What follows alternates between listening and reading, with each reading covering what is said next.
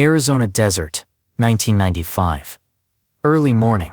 The set was massive. 3 city blocks built from scratch. Fake buildings. Fake cars. Fake streets. But the explosions would be real. Sylvester Stallone stood in the middle of it all, dressed in tactical gear. Vest, helmet, boots. The costume weighed 40 pounds. He was 49 years old. The director walked over. His name was Michael Harris. Young. Ambitious. This was his second big movie. Sly, we've been over this. Let the stunt guy do it. Stallone shook his head. No. It's too dangerous. I've done worse. Not like this. We're talking about 6 controlled explosions, 30 feet of fire, debris flying everywhere. One mistake and I know. Then why? Stallone looked at the set, at the fake buildings, at the charges placed along the walls, at the crew running final checks, because it has to be real. Harris sighed. Sly. It'll look real. We've got the best stunt team in the business. We'll shoot it from the right angles. Nobody will know it's not you. I'll know. That's not a good enough reason. Stallone turned to him. It's the only reason that matters. Harris stared at him. Then he walked away. The crew was nervous. They'd worked with Stallone before. They knew he was hands-on. They knew he liked to do his own stunts. But this was different. This wasn't a punch. This wasn't a jump. This wasn't even a car crash. This was fire. Explosions. Chaos.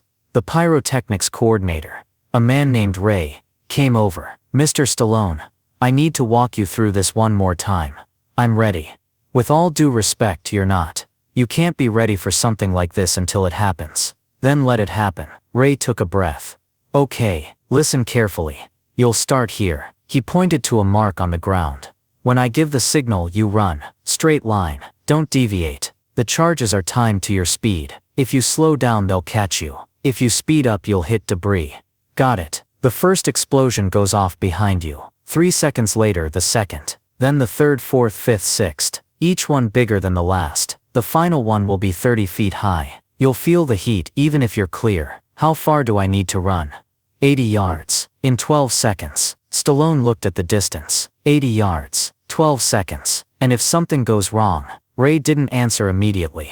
If something goes wrong, he finally said, hit the ground, cover your head, and pray. Stallone nodded. Mr. Stallone, Ray said, I've been doing this for 20 years. I've worked with the best, and I'm telling you this is not worth it. Let the stunt guy do it. No. Why? Stallone looked at him. Because the audience will know. They won't know how, but they'll feel it. They'll feel that something's missing, and I can't let that happen. Ray shook his head. You're risking your life for a feeling. I'm risking my life for the truth. The crew cleared the set. Everyone moved behind protective barriers. Cameras were locked in position. Remote controlled. Harris was in the director's tent, watching monitors. He looked tense. This is insane, he muttered. His assistant nodded. Should we stop it? How? You think Stallone's going to listen? The assistant said nothing. Harris pressed the radio. Sly. Last chance. We can still bring in the double. Stallone's voice came through. Calm. I'm doing it. Harris closed his eyes. Okay, positions everyone. Stallone stood at the starting mark. His heart was pounding. He could feel it in his chest, in his throat. He looked at the path ahead. 80 yards. Clear. Straight. Behind him.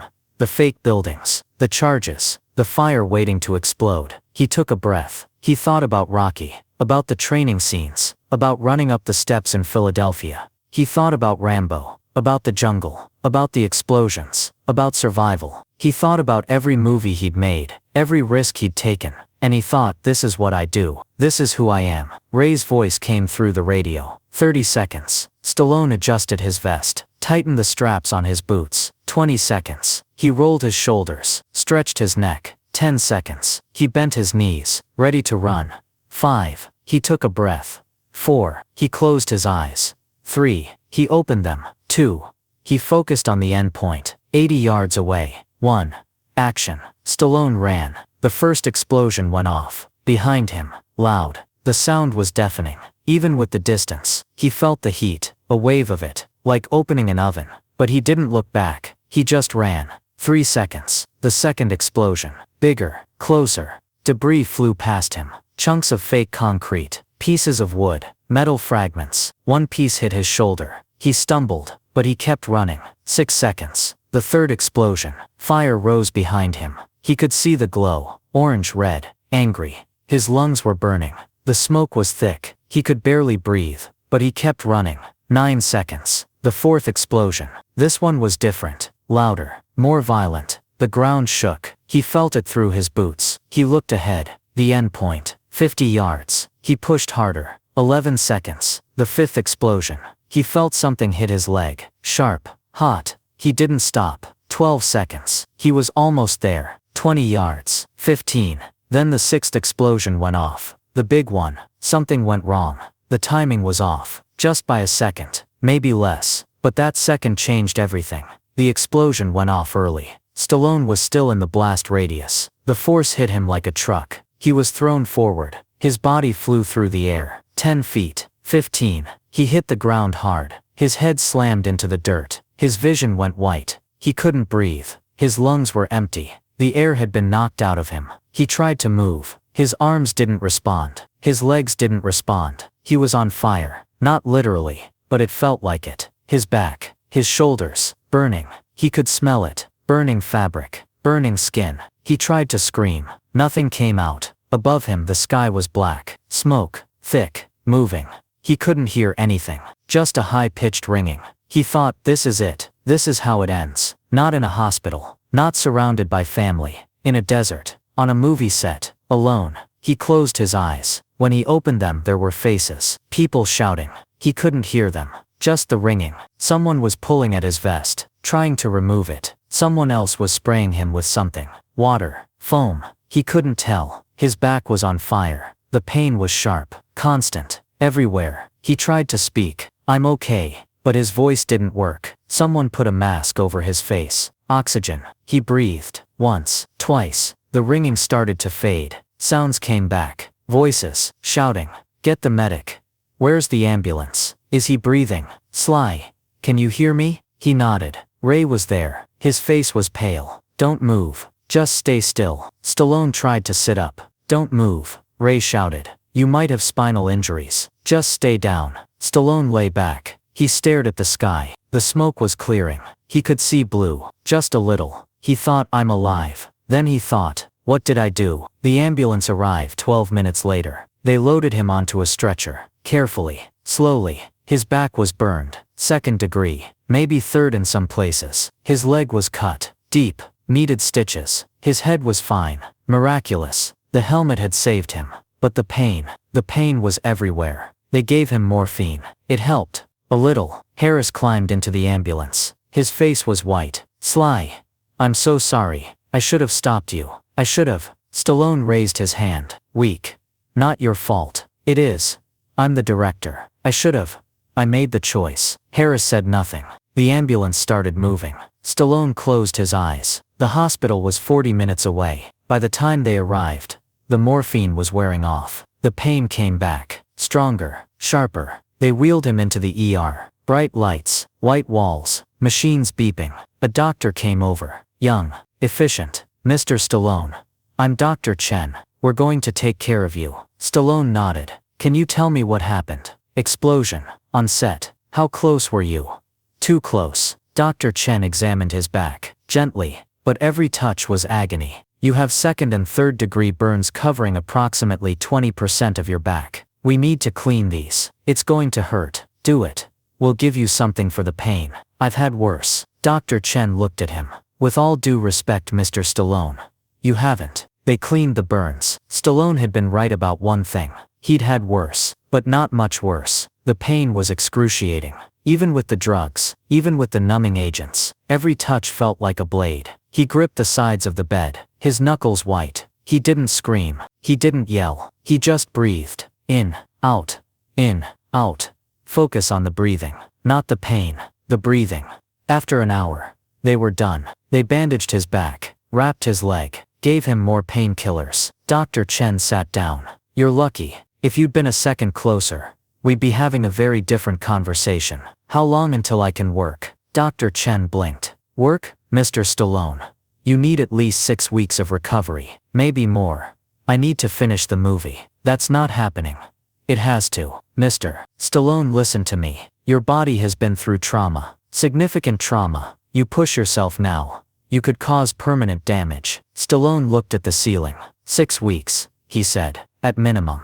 And then I can work. If you're healed, if the burns are closed, if there's no infection, if I'll be healed. Dr. Chen shook his head. You movie people, you think you're invincible. I don't think I'm invincible. I just know what I have to do. That night Stallone couldn't sleep. The pain was manageable. The drugs helped, but his mind was racing. He kept replaying the explosion. The moment he was thrown. The moment he hit the ground. The moment he thought he was going to die. And he asked himself, why did I do that? Not for the movie. Not really. Not for the audience. Not exactly. Then why? His wife came in. She'd driven from LA the moment she heard. She sat next to the bed. Her face was pale. Her eyes were red. You could have died. I know. Then why did you do it? Stallone didn't answer immediately. Because he finally said, I needed to prove something. Prove what? That you're tough. That you're fearless. We already know that. No. Not to you. To myself. She looked at him. I'm 49. Stallone said, I'm not young anymore. I'm not the guy who wrote Rocky in a freezing apartment. I'm not the guy who got destroyed in that boxing gym. So I needed to know if I still had it. If I was still that guy. The guy who doesn't quit. The guy who pushes through. And I am. I'm still that guy. She shook her head. You're an idiot. I know. You could have died. I know. And it wouldn't have proven anything. It would have just left your kids without a father. Stallone looked at her. She was right. He knew she was right. But he also knew something else. I need to do this, he said. I need to keep pushing. Because the moment I stop, the moment I play it safe, I'm not me anymore. Who are you then? I don't know. And that's what scares me. She held his hand. They sat in silence. 6 weeks later, Stallone was back on set. His back was healed. Mostly. The scars would stay. Forever. But he could move. He could work. The crew was different now. More careful. More protective. Ray approached him. Mr. Stallone. We've redesigned the sequence. No explosions near you. The stunt double will handle everything. No. Mr. Stallone. I'm not using a double. You nearly died. I know. And you want to do it again. No. I want to do it right. Ray stared at him. You're insane. Maybe. They shot the scene again. Different this time. Safer. But Stallone still insisted on being in the shot. Still insisted on running through the fire. Just not as close. When it was done, Harris came over. You got your shot. Happy? Stallone nodded. Yeah. I am. Was it worth it? Stallone thought about the explosion. About the hospital. About the pain. About the moment he thought he was going to die. Yes, he said. Why? Because I needed to know I could still do it. I needed to know I wasn't afraid. And are you afraid? Stallone smiled. Terrified. Then why? Because being afraid, and doing it anyway, that's the only thing that matters. Years later, in an interview, someone asked Stallone about the accident. Do you regret it? Nearly dying for a movie. Stallone thought for a moment. No, he said. I don't regret it. Why not? Because it reminded me of something. Something I'd forgotten. What? That the only way to know if you're alive is to risk dying. The interviewer looked confused. I know how that sounds. Stallone continued. Crazy, reckless, but it's true. When you play it safe, when you never push yourself, you're not really living. You're just existing. But you nearly died.